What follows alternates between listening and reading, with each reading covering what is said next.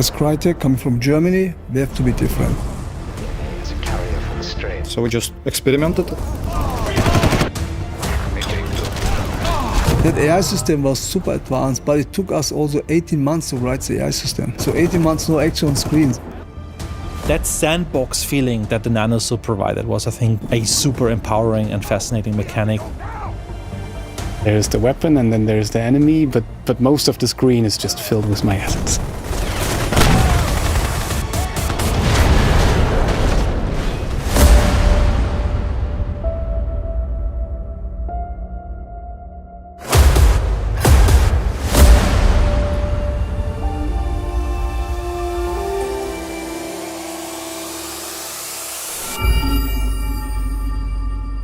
Hi, I'm Chevat. Hi, I'm Auni. Hi, I am Farooq. And we are the three Eli brothers, the founders of Crytek. Well, it all started in 1994 when we convinced our father to buy us a high-end PC. So he spent 3 months of his salary to buy us a PC, which is from a black box. And we obviously told we need it for studying, but use it for gaming. But every time when we played a game, we had to complain about certain things, certain features, some of the experience was not good and so on. And then Chevat came and said, let's do our own game company. I downloaded some simple OpenGL example, which renders cube. I just started to experiment with it. And I just published this screenshot in the internet. And Chevat contacted me, like, wow, we have a great plan. And you're like, right fit. Our thought was, as Crytek, coming from Germany, we have to be different. We cannot be a typical German game company because German game companies usually used back then strategy games, RPG games, very complicated to play. So our idea was to offer experience which is open world, sandbox experiences, semi-sandbox experiences, where you can also see the environment, walk around, experience everything. And that was completely new. We met 50 people across the world through ICQ, which we have never met before, and have developed with them demos. So then I kind of worked online. So we just experimented and just built a Exile demo. And I have the demo disc, which we took here in 2000 to trade shows and pitched them basically to the game companies. It was actually very lucky because we had no appointment. Then when we showed it, the people from the media were super impressed by this. They signed basically our first commercial agreement with us. And with the first commercial agreement, we did the Dark Island demo. And that was done partially with remote people and partially with people which we brought in from the first commercial deal on site to Coburg. It was great to kind of really relocate and I got official job. Before it was just some funny project. First day it was very small. I was coming from Berlin and going back to village. Yeah, I was pretty much a fish out of water coming from San Francisco. Most of them was programmed by me basically. We just had additional guy. He ported our animation system to the GPU. This was able to show dinosaurs with like unbelievable 20,000 polygons, which right now is kind of not very impressive.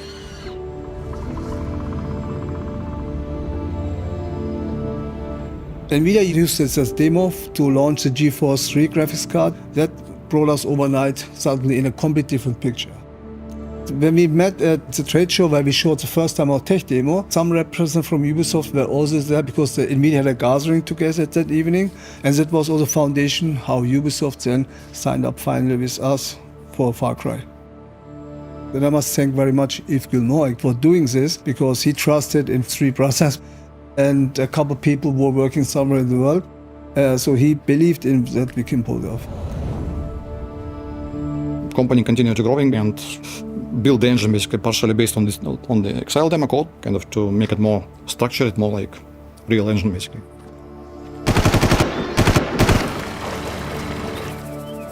Three years later, we delivered the great Far Cry experience, which then is a foundation of the Far Cry franchise, which Ubisoft carries forward very successfully. My own DNA as a carrier for the strain. Far Cry was a pretty amazing game. I was a game art student at the time when the game came out. and I was blown away by how cool it looks and how far they have pushed technology back then. All the games around was mostly like indoor corridor shooters. And I said, like in few years, it's much better to release outdoor kind of open world game instead of just another corridor shooter, basically.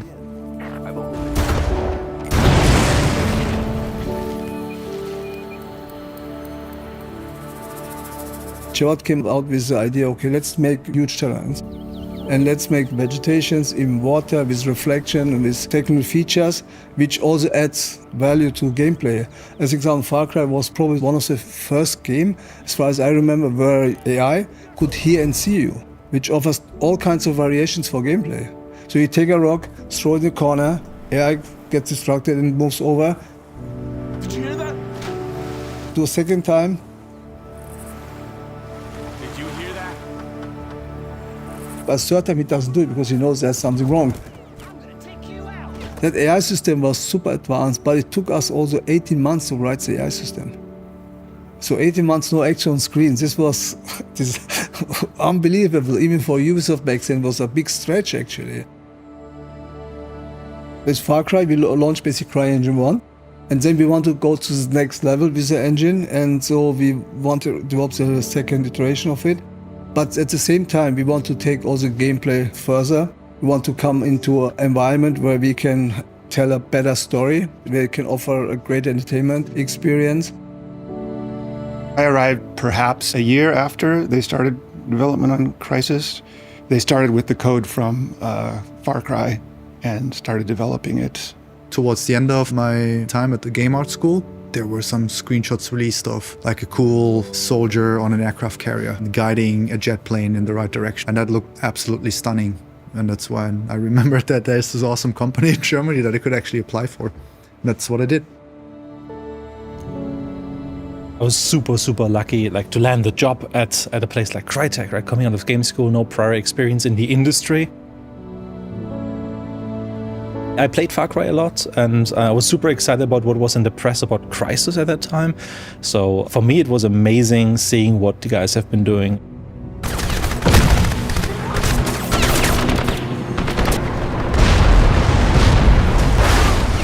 We said also we need to continue innovating. We need to come up with new features, with new technological features, which also adds a lot of gameplay value, but which makes the game also look stunning and come close to basically cinematic experiences.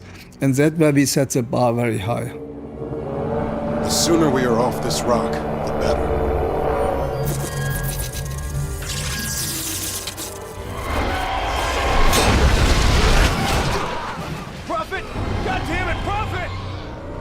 Yeah, we just, again, it was kind of young and without knowing limitations, basically. And our Crytek was like band of rock stars.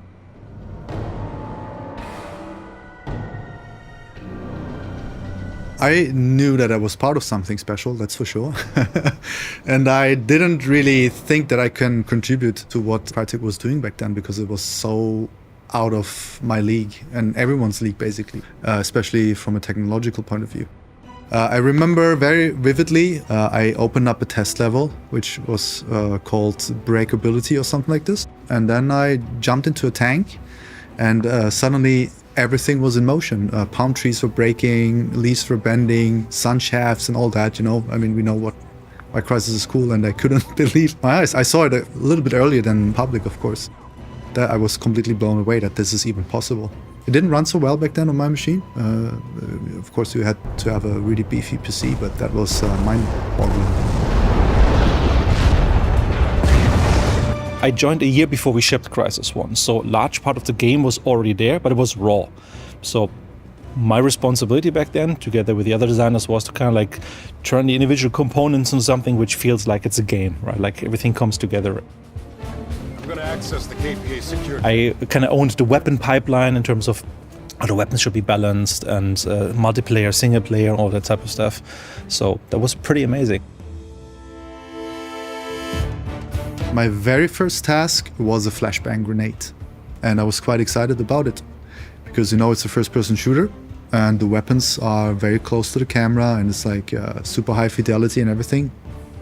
And I put my heart and soul into that thing because assuming it would be like a grenade at you. like you do in first-person shooters. You hold in your hand, and you have some idle animations and that kind of stuff, and you can look at how cool it looks. Only to realize that it is one of those quick grenades that you just throw out of nowhere, and you see like 2 pixels flying away. Back then, my supervisor forgot to tell me that little detail, but it was okay. It was fun. I learned a lot how to make stuff for the engine, but yeah. I mean, for me, the first assignments were more about beautification, let's say it like that. So I was assigned to a team that was focusing on doing the last mile, right? Polishing every scene to all the details. For me, it was the first month mostly placing decals, in a nutshell. Thousands of decals all over the place, under the banana trees, on the roads and stuff like that. That was my assignment. But at the same time, I used it in order to get even more familiar with the sandbox editor. Towards the end, it was clear, okay, we're setting a new standard here. You could chop over the palm trees. They had like a bending mechanism. When the leaf was falling over, there was a bone in it, and every leaf would move individually. That was from Crysis 1 already. There was a small team of artists and level designers, and they went to some tropical island and took a lot of photos and ideas with them, and came back and brought this into the team and had a very strong vision after the field trip of what they want to achieve with that. I think that pushed the level of quality and the visual consistency quite a bit.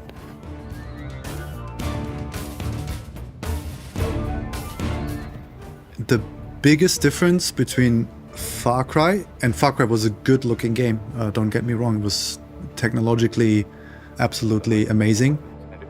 In Far Cry, the art department created a natural environment as they have imagined it, like they built the jungle out of their head, so to say. And in Crysis, we mimicked nature as closely as possible. I think that made a massive difference. Even though in some areas the technology wasn't so different, the way we built the environment, the way we used the technology, like really specifically trying to mimic how nature behaves, how leaves look like when the sun shines through them, how the ocean looks like, how the water refracts and so on. The artists working together with the engineers to really try to create a virtual environment that looks just like the references that we have gathered. I think that mindset made Crysis stand out so much in comparison as well. If you want to build a real place, the best you can do is to go to this place and capture impressions, bring them with you.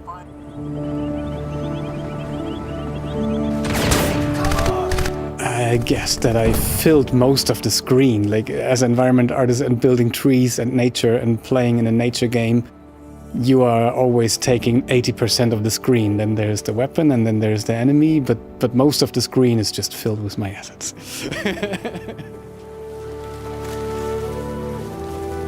That was the most impressive thing to me, just the dense vegetation and the forests and such. And even when they show some of the opening shots from Crysis 1, it still looks great today. It looks so good.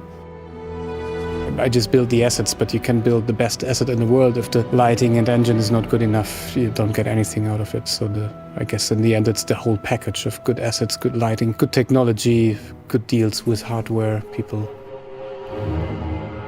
Usually if you have an object and engine creates exactly for this object, shadow map, shadow text basically, and so you cast shadow per object pretty much. So level designer selects important objects basically and only them casting shadow. But in Crysis 1 we made the system to cast from everything. Everything around you, in the forest, every little leaf, casting shadow. And it was really like, I would say, big achievement at that time. You compare it to where we are now, you can totally see the evolution, but still, especially in terms of like the lighting has gotten much better. But back then, it was kind of a step beyond what other games had done. SSAO also was developed at Crysis 1. All dynamic stuff, static stuff, everything, getting up proper kind of ambient occlusion based, and it was really big improvement. You seem to have hit a dead end. It's not just the technology, it is like that collaboration between engineers and artists with the common goal of trying to mimic reality as closely as possible.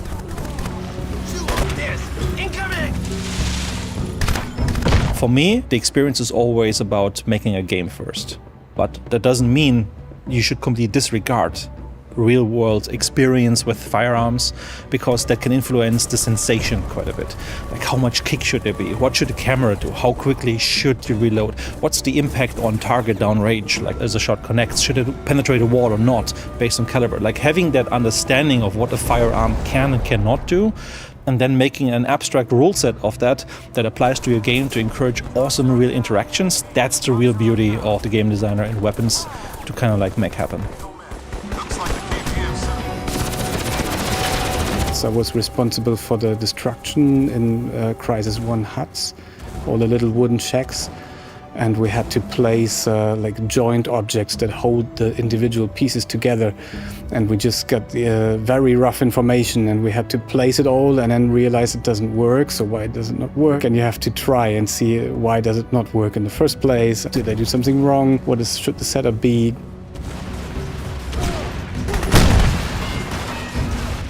I would say rather towards the end of the production, or let's say the last third or second half, we really understood roughly what the game is about and how to build spaces to really make sure the nanosuit shines and you can make use of its cool features. So it was more of an iterative process, like learning the cool things about the game while doing it. The nanosuit developed over time, and we have figured out why the nanosuit is cool over time, and understood along the way how to make use of it and how to make use of the cool features. A very early version of the nanosuit it's just a piece of equipment that you can kind of get a little bit through the story, but you actually start as being a regular soldier, and then it's just somewhere along the upgrade path that you can get to that. So instead, for the nanosuit design, we went into extremes. So we said like maximum speed, maximum armor. Immediately see the empowering you get from, like, everybody goes like, where did you go? Because it just turned invisible, right? That sandbox feeling that the nanosuit provided was, I think, a super empowering and fascinating mechanics that you really only as a designer understand it as you go and think about all the different options it can have. And I think like through those 3 Crysis titles that I've worked on, in the different concept and prototyping phases, we've had almost every possibility a nanosuit could shape and take. Overall, we have been pretty crazy with features on Crysis. But like I said, the aim was really to set another benchmark, which Crysis to a certain degree, at least from the MEM, has achieved, because it has been used for almost 2 decades. Can it run Crysis? Every time when a new hardware was launching, Crysis was a reference game. Holy shit! There goes another one! We went gold, and shortly after the first reviews came in, that was just amazing. Like every magazine wanted to have like an interview, an article about it, getting an exclusive screenshot or something like that. So you could kind of see like these dozens, if not hundreds, of magazine covers with the game on. That just felt pretty amazing. Because I didn't know, I could no longer tell, and I think nobody really could back then, whether this is going to be appreciated by the people, if this is actually a good game, because it was so different. You know, it was not a classic shooter. It was, we had the nanosuit, you could turn yourself invisible, you had all of those cool powers and the dynamic environment and so on. So there was no rule set, a common rule set that we have applied back then. It was just something completely new, the freedom that you had in that sandbox. I mean, visually absolutely stunning, impressive, and then gameplay-wise, in terms of creative freedom, the sandbox, right, the opportunities, I mean, it was just a wow, right?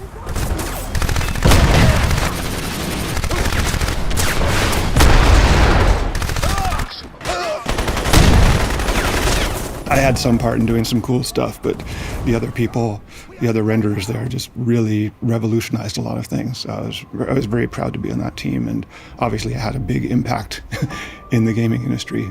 So that was very fun. So we want to use basically methods from the blockbuster films and apply them in games like collaborations with Hans Zimmer. Experience of Crysis 1 was a jungle, we had the experience of Crysis 2 with the city, and now we could combine it. For Rise, we took a more linear approach, but we went very crazy with performance capturing.